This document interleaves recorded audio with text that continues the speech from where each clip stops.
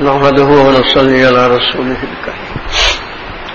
پچھلی بار بات ہو رہی تھی اللہ تعالیٰ کی ذات اور صفات کی، اس میں جو بات بتائی تھی وہ یہ تھی امام ماتریدی کے نزدیک اللہ تعالیٰ کی اصل صفات 8 ہیں، ان کو صفات ثبوتیہ کہتے ہیں، جس میں سب سے پہلے حیات ہے، پھر علم ہے، پھر کلام ہے، پھر قدرت ہے، پھر سمع و بصر، پھر ارادہ ہے، پھر تکوین ہے۔ یہ 8 ہوئی، کیونکہ اللہ تعالیٰ جو بات بھی کہتا ہے وہ حقیقی ہوتی ہے، معنی کے بغیر نہیں ہوتی۔ قرآن مجید میں جو اللہ تعالیٰ نے فرمایا ہے یہ بات، یسألہ اعوذ باللہ من الشیطان الرجیم، یسألہ من فی السماوات والارض کل یوم ھو فی شأن۔ تو شان بھی اللہ تعالیٰ کی ذات کے ساتھ ایک چیز ہے، اور ذات و صفات کے درمیان شان ہوتی ہے، تو جمع ہے شیء و نعت، تو ہر صفت حیات کی ایک شان بھی ہے، اور اس کے بعد جو صفت علم ہے اس کی ایک شان بھی ہے، اس کے بعد جو صفت کلام ہے اس کی ایک شان بھی ہے۔ تو اس طرح اللہ تعالیٰ کی 8 شیونات ہیں اور 8 صفات ثبوتی ہیں۔ اس کے بعد یہ صفات جیسے محیی، ممیت وغیرہ وغیرہ جو کہ افعال کے قسم سے ہیں، ان کو صفات اضافیہ کہتے ہیں، یہ انہی 8 صفات سے نکلی۔ تو ذات، شیونات، صفات اور صفات اضافیہ۔ اس کے بعد میں بات کر رہا تھا صفات سلبیہ کی۔ صفات سلبیہ میں جیسے ہے اعوذ باللہ من الشیطان الرجیم، ان اللہ لا یظلم مثقال ذرہ، اللہ کسی پر ذرے سے کم بھی ظلم نہیں کرتا۔ تو ظلم اللہ کی ذات سے مسلوب ہے، اس کو صفات سلبیہ کہتے ہیں۔ اسی طرح اللہ تعالیٰ فرماتا ہے کہ ومن اصدق من اللہ قیلا، اللہ سے بڑھ کر بات کا سچا کون ہو سکتا ہے۔ تو جھوٹ جو ہے، کذب جو ہے، وہ اللہ کی ذات سے سلب ہے، صفات سلبیہ میں ہے، موجود نہیں ہے اس کے اندر۔ اس کے بعد اللہ کی ذات و صفات کے بارے میں کچھ اختلاف کیا ہے۔ محی الدین ابن عربی رحمۃ اللہ علیہ کا عقیدہ ہے کہ ذات اور صفات میں کوئی فرق نہیں ہے، ایک ہی چیز ہے، بس صرف الفاظ کا فرق ہے، حقیقت میں کوئی فرق نہیں، ذات و صفات ایک ہی۔ مجدد افسانی رحمۃ اللہ علیہ کہتے ہیں جس سے اندازہ ہوتا ہے کہ ان کو کشف میں خطا ہوئی ہے۔ آپ دیکھیں گے کہ یہ بڑی حیرت کی بات ہے، قرآن مجید جو پڑھے اور وہ جو جانتا ہو ان صفات وغیرہ کے بارے میں تو اس کو بڑی حیرت ہوتی ہے۔ جیسے کہ ایک پہلوان دوسرے پہلوان کو پچھاڑ نہیں سکتا، برابر قوت کے پہلوان اگر ہوں تو ایک پہلوان دوسرے پہلوان کو پچھاڑ نہیں سکتا۔ اسی طرح اللہ تعالیٰ کے اسماء تو ملیں گے آپ کو قرآن مجید میں، کلام کے علاوہ کوئی اور صفت کہیں نہیں ملے گی۔ اگر آپ کہیں کہ اللہ تعالیٰ کی ایک صفت ہے حکمت، تو وہ حکمت اللہ نے قرآن مجید میں اپنی ذات کے لیے بیان نہیں کی ہے۔ وَمَن يُؤْتَ الْحِكْمَةَ فَقَدْ أُوتِيَ خَيْرًا كَثِيرًا، انسانوں کے لیے۔ وَإِذَا أَرَادَ اللَّهُ بِشَيْءٍ، فعل کے طور پر ارادہ اللہ کی صفت ہے، لیکن صفت کے طور پر ارادہ ظاہر نہیں ہوتا، فعل کے طور پر ظاہر ہوتا ہے۔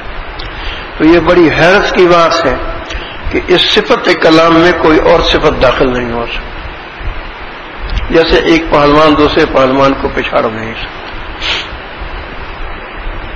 محی الدین ابن عربی رحمۃ اللہ علیہ کا عقیدہ جو میں نے ابھی کہا کہ ذات و صفت میں کوئی فرق نہیں ہے، مجدد افسانی رحمۃ اللہ علیہ فرماتے ہیں اس میں کشف خطا ہے، ایسی بات نہیں ہے۔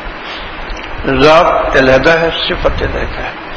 ہاں خاص بات یہ ہے کہ اللہ کی ذات ہر صفت کے پیچھے پوری کی پوری نظر آتی ہے، پوری کی پوری قوت کے ساتھ نظر آتی ہے۔ یہ نہیں ہے کہ اللہ کی ذات کی کچھ قوت تو ایک صفت کے پیچھے ہو اور ذات کا کچھ حصہ دوسری صفت کے پیچھے ہو اور ذات کا کچھ حصہ تیسری صفت کے پیچھے ہو، یہ نہیں ہے۔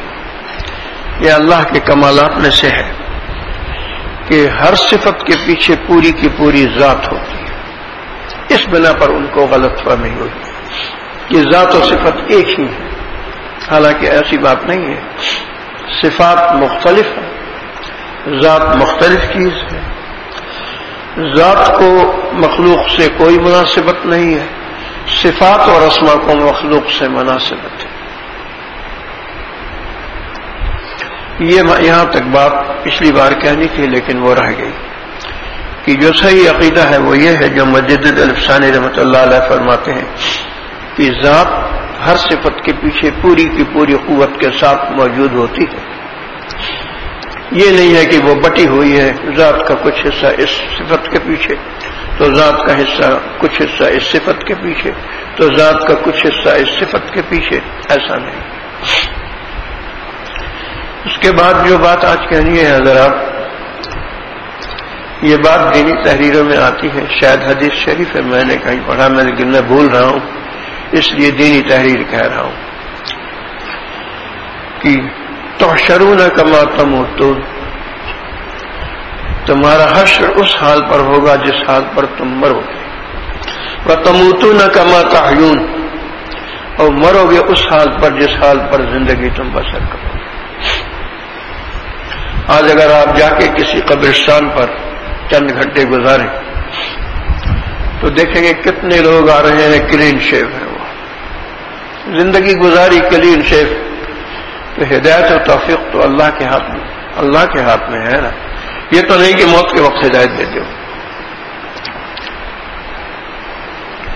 اور جو انسان ان جرموں کے حال کے ساتھ کہ وہ شیو کرتا ہے، قرآن مجید کو پڑھنا سیکھتا ہی نہیں، اس کو قرآن مجید پڑھنا آتا ہی نہیں، اس نے کبھی یہ توجہ ہی نہیں کی کہ دین اسلام میں سب سے بڑی چیز غیر مخلوق اللہ کا کلام ہے، اس کی تجوید کو سیکھنا چاہیے، اس کو روزانہ پڑھنا چاہیے۔ تو یہ انسان ایک بڑا مجرم ہوتا ہے جو قرآن مجید کو چھوڑے ہوئے ہے، اگر تجوید آتی بھی ہے تو بھی نہیں پڑھتا۔ بہت کم علماء کو آپ دیکھیں گے کہ وہ قرآن مجید کا روزانہ 1 سپارہ یا 2 سپارہ ان کا معمول ہے۔ وہ علم کے پڑھنے پڑھانے کو ہی سمجھتے ہیں کہ بہت بڑی بات ہے، واقعی بڑی بات ہے، لیکن علم کا تعلق عقل سے ہے اور لوگوں کے مجمع سے، مخلوق سے ہے۔ ذکر کا تعلق قلب سے ہے اور تنہائی سے ہے۔ نفس امارہ تنہائی سے بہت گھبراتا ہے، اللہ کے ساتھ بیٹھنا اس کو بڑا مشکل ہے، بڑی وحشت اس کی ذات۔ تو ہوتا یہ ہے کہ یہ جو لوگ شریعت و سنت ترک کرتے رہتے ہیں، موت کے وقت ان کے دل میں یہ بات ہوتی ہے۔ امام غزالی رحمۃ اللہ علیہ لکھتے ہیں اپنی کتاب میں جو میں نے پڑھی ہے کہ موت کے وقت اللہ تعالی کی ذات کے خلاف جذبات ان کے اندر ہوتے ہیں کہ زندگی بھر میں نے اس کی نافرمانی کی ہے، شریعت و سنت کو ترک کیا ہے، کلین شیو میں رہتا رہا ہوں، نماز کی دھیان کی پرواہ میں نے نہیں کی، قرآن مجید تو پڑھنا میں جانتا ہی نہیں، تجوید میں نے کبھی سیکھی ہی نہیں۔ تو ان کے دل میں اللہ کے خلاف جذبات ہوتے ہیں کہ اب جس کے پاس جا رہا ہوں وہ مجھے عذاب دے گا قبر کے اندر، کیونکہ آتا ہے وجاءت سکرۃ الموت بالحق، موت کی تکلیف میں پتہ لگ جاتا ہے کہ جانا کدھر ہے، جنت کو یا جہنم۔ اور جو فرشتے روح لے کے آتے ہیں، روح لینے آتے ہیں، اس سے بھی پتہ لگ جاتا ہے جانا کدھر ہے، جنت میں یا جہنم۔ تو جو یہ بات جو فرمائی گئی ہے کہ تحشرون کما تموتون، تمہارا حشر اس حال پر ہوگا جس حال پر تم مرو گے، وتموتون کما تحیون، یہ نہیں ہو سکتا کہ آخر میں تم متقی پرہیزگار بن جاؤ. زندگی بھر تو تم فاسق اور فاجر کی زندگی رہے اور موت کے وقت یکایک تم جو ہے وہ متقی بن جاؤ, بڑے پرہیزگار بن. یہ عادت نہیں ہے اللہ کی. اس زندگی کو بہت قیمتی سمجھنا چاہیے اور بہت ڈرنا چاہیے عذاب سے قبر کے. رسول اکرم صلی اللہ علیہ وسلم نے فرمایا اگر عذاب قبر کی شدت میں تم کو بتا دوں تو تم مردوں کو دفن کرنا چھوڑ دو. اور اللہ تعالیٰ فرماتا ہے اعوذ باللہ من الشیطان الرجیم سرابیلہم من قطران وتغشی وجوہہم النار. گندھک کا کرتا ہم ان کو پہنائیں جو بھک سے آگ پکڑتی, بارود میں گندھک ہوتی.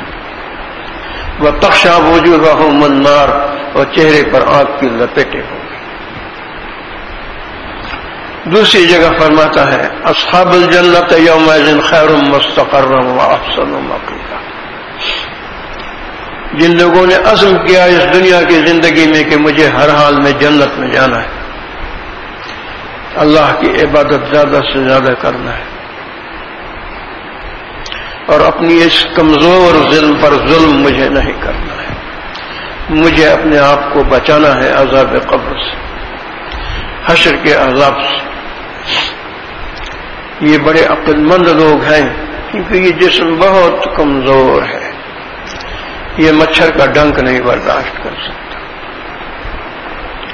تو جو لوگ اس بات کو سمجھتے ہیں کہ اس جسم کو بچانا ہے اللہ کے عذاب سے, اللہ کے قہر سے, عذاب قبر سے, پر مجھے اس زندگی کو احتیاط اور تقوی کے ساتھ بسر کرنا چاہیے. اللہ تعالیٰ ایک جگہ قرآن مجید میں فرماتا ہے یا ایھا الناس اتقوا ربکم ان زلزلۃ الساعۃ شیء عظیم. اے لوگوں ڈرو اپنے رب سے, قیامت کا زلزلہ جو ہے وہ ایک بڑی عظیم شے ہے. آپ کو اس سے اندازہ کرنا چاہیے کہ ہیٹی کے زلزلے میں چند منٹ میں 2 لاکھ آدمی مر گئے. ہیٹی میں جو زلزلہ آیا, جزیرہ ہے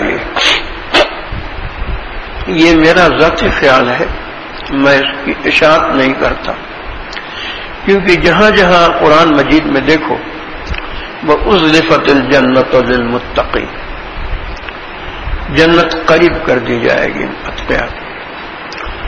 ان 7 آسمانوں کے اوپر جنت ہے اور جنت کے اوپر عرش.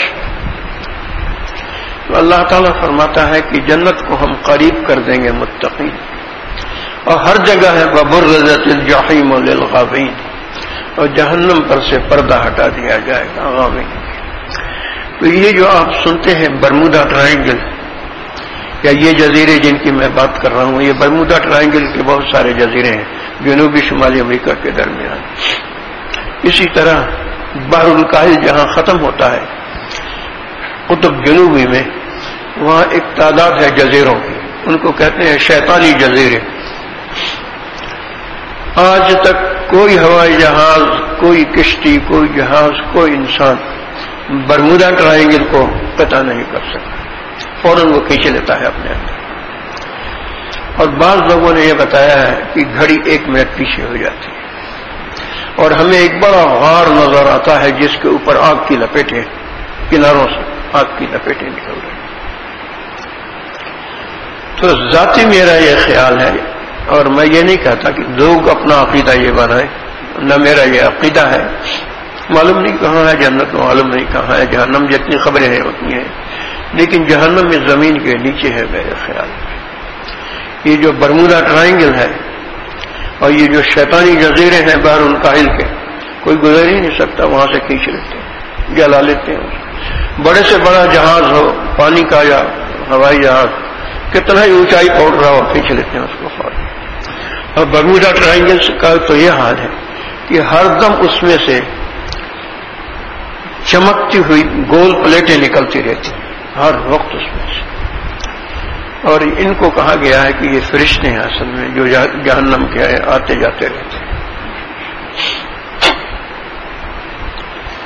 اب اس محفل ذکر کو لے لیجئے اور قلبی ذکر کو لے لیجئے. یہ قلبی ذکر جو پہلا سبق ہے نقشبندیہ سلسلے کا، بڑی اعلیٰ چیز ہے.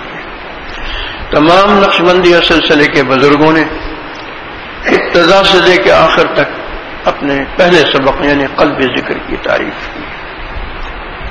لیکن قلبی ذکر کو حاصل کرنے کے لیے فنا و بقا ضروری ہے. فنا کیا ہے کہ لطیف ہے قلب کو عرش کے اوپر عالم امر میں، جہاں اللہ کے اسماء و صفات کی تجلیات ہیں، جہاں انسان کا اسم مربی ہے، اللہ کا کوئی خاص اسم ہوتا ہے ہر انسان کے لیے جو اس کے ذریعے ہدایت اس کو پہنچتی ہے. اس اسم کے لاکھوں کروڑوں ذل ہیں. تو ہر انسان کے جو لطائف ہیں ان کے ظلال جو ہیں عالم امر میں ہیں، اور وہ یہ لطائف جو ہیں صفائی کے بعد، باطنی صفائی کے بعد اس طرح ہو جاتے ہیں کہ جیسے کوئی مقناطیس کسی چیز کو کھینچے، ویسے جو ان کے اصل ہیں عالم امر میں وہ ان کو کھینچتے ہیں مقناطیس کی طرح. تو یہ عروج کرتے ہیں، اسی کو کہتے ہیں سیر الی اللہ. اور ان ظلال تک پہنچنا 50,000 سال کا راستہ، عرش کے اوپر جانا پڑتا ہے. عرش جو ہے وہ عالم خلق اور عالم امر کے درمیان حد فاصل تقسیم کرتا ہے دونوں. عالم امر میں فرشتوں کا بھی گزر نہیں، اس کو لامکان بھی کہتے ہیں اور اس کو عالم امکان بھی کہتے ہیں. اسی کو ملکوت، عالم ملکوت بھی کہتے ہیں، عالم قدس بھی کہتے ہیں. اب اس قلبی ذکر کو حاصل کرنے میں سب سے پہلے تو یہ ہے کہ دوا کھانی پڑتی ہے اس وحشت کی بیماری کو دور کرنے کی اللہ تعالیٰ سے. یہ نفس امارہ جو ہے اس کو اللہ کی ذات سے وحشت ہے، مسجد سے وحشت ہے، قرآن مجید سے وحشت ہے، ذکر سے وحشت ہے. یہ بہت گھبراتا ہے تنہائی میں بیٹھیں اور اللہ کا ذکر کریں، جان نکلتی ہے اس کی. نفس امارہ اس عالم سے بنا ہے. جو چیز انسان میں اس عالم کی ہے اس کو روح کہتے ہیں. روح اس عالم سے، اور روح جائے گی اس عالم میں. نفس امارہ یہیں ختم ہو جائے گا. یہ بنا یہیں سے، کیونکہ یہ عالم دنیا کے عناصر سے ہے، اس لیے یہ چاہتا ہے کہ دنیا ہی کو جنت بنا لے.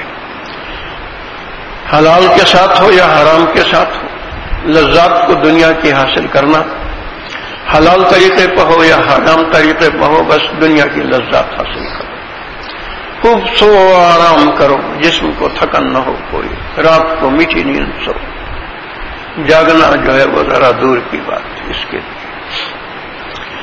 دنیا کی ہی اذیتوں کو یہ جہنم سمجھتا ہے، چاہتا ہے کہ اس سے بچو، چاہے دھوکے سے ہو، جھوٹ سے ہو، حلال سے ہو، حرام سے ہو، دنیا کی اذیتوں سے بچو. اب جب تک کہ انسان نہیں سمجھے گا کہ فی قلوبہم مرض، ان کے قلب میں مرض، وہ مرض میں ہی یہ وحشت ہے. منافقین کا کیا بات تھا جن کے بارے میں کہی گئی وہ اللہ کو مانتے نہیں تھے، دین اسلام کو مانتے نہیں، اوپر سے کہتے تھے ہاں ہم مسلمان ہیں. یخادعون اللہ والذین آمنوا وما یخدعون الا انفسهم وما یشعرون، کہ اللہ کو دھوکہ دیتے ہیں اور اہل ایمان کو، اور اصل میں یہ تو اپنے آپ کو دھوکہ دیتے ہیں. اللہ کو کیا دھوکہ دے سکتے؟ اللہ کو دھوکہ دینے کی تشریح ہے، اس کی تفسیر ہے، لیکن میں اس میں تفسیر میں جانا نہیں چاہتا، کیونکہ اللہ کو دھوکہ کون دے سکتا ہے. بہرحال برادران کرام، بات کو لمبا کرنا نہیں چاہیے. مجھے سلوک کو طے کرنے میں اسباق میں جو بنیاداً 7 اسباق ہیں، 7 لطائف ہیں، سلطان الاذکار تک، تاکہ یہ ذکر جاری ہو جائے پورے جسم میں. 18 سال لگے اور میں بہت زیادہ بیٹھتا تھا، گھنٹوں بیٹھتا تھا تنہائی میں، مراقبہ کرتا رہتا تھا. یہی کام آج لوگ بیت ہونے کے بعد نہیں کرتے. سمجھتے ہیں بیت کرنا معمولی بات ہے، معمولی بات نہیں ہے. یہ سر پر بڑا بھاری لوہے کا، ایک بڑا بھاری لوہے کا وزن رکھنا پڑتا ہے سر، کہ اٹھ ہی نہ سکے انسان. میں مسکین پور میں تھا، وہاں اجتماع ہوتا ہے نقشبندیہ سلسلے کا، تو کلیم اللہ شاہ صاحب جو فضل علی قریشی رحمۃ اللہ علیہ کے نواسے تھے، وہ کہنے لگے، ایک صاحب بتانے لگے کہ میرا ایک سبق 28 سال میں مکمل ہوا، ایک سبق صرف اگلے سبقوں میں، لطائف کے آگے جو اسباق 28 سال میں مکمل ہوا، یعنی 28 سال میں فنا و بقا حاصل۔ اس لیے آج آپ دیکھیں گے کہ اللہ کی ذات سے محبت کرنے والے بہت کم ہیں، بہت کم ہیں، کہ ذات کی محبت کو نماز میں محسوس کریں۔ ہمیں اللہ سے محبت ہے، اللہ کی ذات خوبیوں اور کمالات، بالخصوص بندوں پر رحم، وَيَعْفُو عَنْ كَثِيرٍ، ہر دن معاف کرتا رہتا۔ رسول اکرم صلی اللہ علیہ وسلم نے جب خدیجہ رضی اللہ تعالی عنہ کو، جن کا رسول صلی اللہ علیہ وسلم اتنا خیال فرماتے تھے کہ ان کی زندگی میں کوئی دوسری شادی نہیں تھی، حالانکہ عائشہ رضی اللہ تعالی عنہ سے بہت محبت تھی ان کو، لیکن پھر بھی ان کی زندگی میں دوسری شادیاں کی۔ خدیجہ رضی اللہ تعالیٰ عنہ نے وصیت کی تھی رسول صلی اللہ علیہ وسلم کو کہ میرا منہ قبلہ کی طرف کر دیجیے گا، میں اللہ کی رحم و مہربانی اور بندوں سے محبت کا حال بتاتا ہوں۔ تو رسول اکرم صلی اللہ علیہ وسلم نے جب خدیجہ رضی اللہ تعالیٰ عنہ کو، اب بعض کہتے ہیں خدیجہ اور بعض کہتے ہیں خدیجہ، صحیح تلفظ مجھے معلوم نہیں، میں خدیجہ ہی کہتا ہوں، تو آپ نے ان کا منہ قبلہ کی طرف کر دیا، وہ پھر اللہ کے حکم سے قدرتی طور پر منہ مڑ کے سیدھا ہو گیا، آپ نے پھر قبلہ کی طرف کر دیا، پھر وہ منہ مڑ کے سیدھا ہو گیا، آپ نے تیسری بار بھی قبلہ کی طرف کر دیا، پھر خدیجہ رضی اللہ تعالیٰ عنہ کا منہ جو تھا وہ سیدھا ہو گیا۔ تو جبریل علیہ السلام آئے اور کہنے لگے، اے محمد، پیغام میں لائے کہ اے محمد، مجھے یہ گوارا نہیں ہے کہ خدیجہ کے چہرے پر زمین کی مٹی لگے۔ دیکھیے اللہ کی محبت اور اس کا خیال کرنا، مجھے یہ گوارا نہیں ہے کہ خدیجہ کے چہرے پر زمین کی مٹی لگے۔ تو ان کا قلب منہ سیدھا ہی قلب، لیکن یہ ہے کتنی جگہ ہے وما انا بظلام للعبید، ہم اللہ تعالیٰ کے کرم کی بہت ساری باتیں ہیں، لیکن میں سلوک کی بات کر رہا تھا کہ یہ قلبی ذکر بہت بڑی اعلیٰ دولت ہے، یہ نماز میں حضوری کی کیفیت پیدا کرتی ہے۔ اور نماز میں جو رسول صلی اللہ علیہ وسلم نے فرمایا، اب میں بات ختم کرنا چاہتا ہوں کہ قرۃ عینی فی الصلاۃ، کہ میری آنکھوں کی ٹھنڈک نماز میں ہے۔ اللہ تعالیٰ مجھے معاف فرمائے، یہ جھوٹ نہ ہو کہ ذرا انشاءاللہ الحمدللہ مجھے بھی حاصل ہے۔ کوئی نماز شاید ہی ایسی ہوتی ہو، اگر کسی دن ذرا کوئی تہجد نہ ہو جائے تو اور بات ہے، کہ میں 1 گھنٹہ پہلے سے گھر میں تیاری کرتا ہوں نماز کی۔ یہ نہیں ہے کہ نماز کا وقت آیا تو 10 منٹ پہلے آ گیا، یہاں وضو کر کے آ کے پھر سنت پڑھی۔ تقریباً ہر نماز کے لیے میں 1 گھنٹہ پہلے سے تیار رہتا ہوں اس میں، کیونکہ ہر نماز سے پہلے اذکار موجود ہے میرے پاس۔ مغرب و عشاء کے درمیان البتہ تھوڑا وقت ہوتا ہے، وہاں بھی جلدی سے وضو کر کے فوراً آیا، میں یہاں پر نفل پڑھتا ہوں، کوشش کرتا ہوں۔ میرا معمول یہ ہے کہ اپنے معمولات کو میں عصر تک ختم کر دیتا ہوں، اس کے بعد عشاء تک جتنا وقت ملتا ہے میں درود پڑھتا رہتا ہوں بیٹھا ہوں۔ حالانکہ معمول ہے میرا 3 تسبیح پڑھنا روز، وہ تو میں کرتا ہی ہوں، صبح کو، دوپہر کو، شام کو۔ ان تسبیحات کو تو میں پڑھتا ہوں 100 بار، جمعے کے دن ایک اضافی تسبیح۔ لیکن ویسے روزانہ میں یہ بھی ہے کہ اپنے تمام معمولات کو، جن میں یہ ہے کہ 2 سپارہ قرآن مجید کا روز پڑھتا ہوں میں، 15 دن میں یہ ختم ہوتا ہے۔ تو 2 سپارہ روز پڑھ کے اور دیگر معاملات تمام ختم کر کے نوافل پڑھتا رہتا ہوں وغیرہ وغیرہ. تو عشاء کے وقت مغرب کے وقت سے ہی بس میں اپنا وقت جو ہے سارا کوشش کرتا ہوں کہ درود شریف پڑھنے میں سے. کچھ ایسا قبل کی بات ہے کہ ذرا میری آنکھ لگ گئی دوپہر کے وقت، تو میں نے دیکھا کہ رسول صلی اللہ علیہ وسلم تشریف فرمائے اور فرماتے ہیں میں تم سے خوش ہوں. یہ چیزیں حاصل ہوتی ہیں انسان اتباع سنت و شریعت کرے اور عبادت کو اپنا اصل مرکز و محور بنائے. یہ زندگی بڑی غلط زندگی ہے اور ظلم کی زندگی ہے، ظالمانہ زندگی ہے. یعنی اپنے نفس امارہ کو چھوڑ دینا اپنی روح پر ظلم کرنے کے، اس کی پرواہ ہی نہ کرنا کہ جنت میں جائیں گے کہ جہنم میں جائیں گے. عاشق الہی میرٹھی رحمۃ اللہ علیہ علماء کی جماعت میں مشہور ہیں، انہوں نے ایک کتاب لکھی، وہ یہاں بھی تھی. اس میں انہوں نے اپنے بیٹے امام حسن رضی اللہ عنہ کو ایک نصیحت فرمائی. وہ نصیحت عربی زبان میں ہے جو مجھے یاد ہے. تیرا مرض تجھی میں ہے تجھ کو نظر نہیں. کہتے ہیں اپنے بیٹے امام حسن رضی اللہ عنہ کو، تیرا مرض تجھی میں ہے تجھ کو نظر نہیں، تو دیکھتا نہیں لیکن مرض تیرے اندر. تیری دوا تجھی میں ہے تجھ کو خبر نہیں، اور اس مرض کی دوا بھی تیرے ہی اندر ہے لیکن تجھے اس کی خبر نہیں. وَتَحْسَبُ أَنَّكَ جِرْمٌ صَغِيرٌ، وہ تو سمجھتا ہے کہ ایک جرم کہتے ہیں چھوٹی سی چیز پیڑے کو. وَتَحْسَبُ أَنَّكَ جِرْمٌ صَغِيرٌ، وہ تو سمجھتا یہ ہے کہ تو ایک چھوٹی سی چیز ہے اس دنیا میں. وَفِيكَ أَنْتَبُ الْعَالَمُ الْأَكْبَرُ، عالم اکبر کی تعریف یہ ہے کہ اللہ کی ذات کو چھوڑ کے عرش کو، 7 آسمانوں کو، جنتوں کو، دنیا کو، سب کو لے کے ان سب کو ملا کے احد اللہ کہتے ہیں. یہ عالم اکبر اللہ کی ذات کو چھوڑ جو کچھ ہے، عرش ہے، آسمان، یہ ہے وہ ساری مخلوقات اس کو کہتے ہیں عالم اکبر.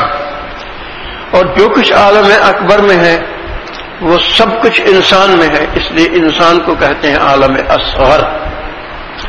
اور جو کچھ انسان میں ہے سب کچھ اس کے قلب میں ہے، اس کو کہتے ہیں عالم صغیر. سبحان اللہ و بحمدہ، سبحانک اللہم و بحمدک، اشہد ان لا الہ الا انت، استغفرک. اللہم صلی علی سیدنا